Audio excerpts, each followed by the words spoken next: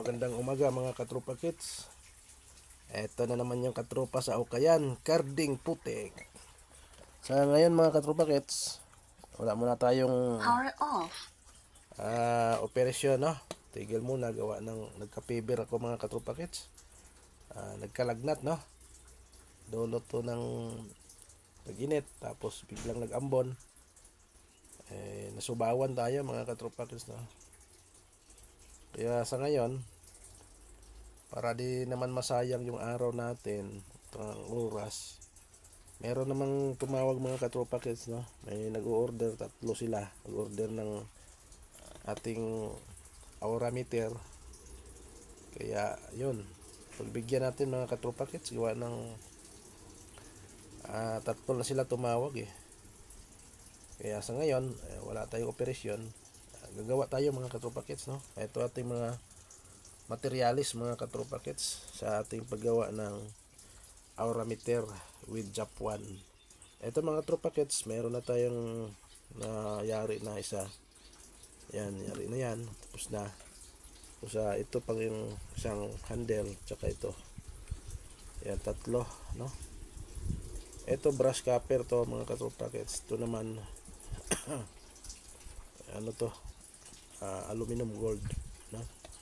Yan mga katropa kits, no? Meron din tayong mga magnetic coil, meron tayong mga power load. Yan. Yun, ano yan? Kitran, yung mga power load dyan sa loob. Yan mga katropa kits, no? Gawa tayo mga katropa kits para hindi naman masayang araw natin. Kaya masakit ang ulo natin mga katropa kits, no? So pagbigyan natin yung mga tumatawag sa atin na mag-order sila.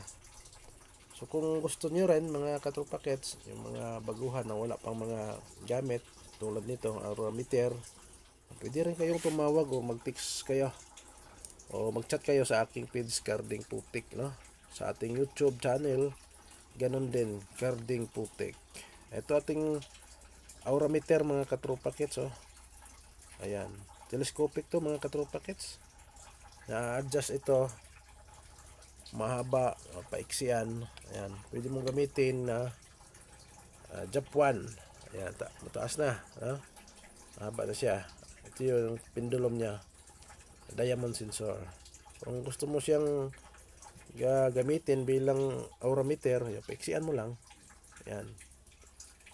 Ayan mga katropa kits, so yan. Kung gusto mo siyang balahan, lagyan mo siya ng bala, mga ilang gramong ginto. Yan. Dito mo buksan pinaka head niya mga katropa kits. Mapihit naman yan. Ayan. Pihitin nyo lang. Saka dandahan lang para hindi mapatid, no? Ayan. Diyan mo ilagay yung pinaka bala. Ayan. Sa diamond sensor mga katropa kits, na. Ayan. Tapos pagka nalagyan mo ng bala dyan, pwede mo na siyang takpan uli. Ayan. Ayan mga katropa kits, no? Ayan, yan ang pinaka maganda dito mga katropa kits, no? Sa ating adjustable aura meter with Japan, no? Yan mga katropa kits, no?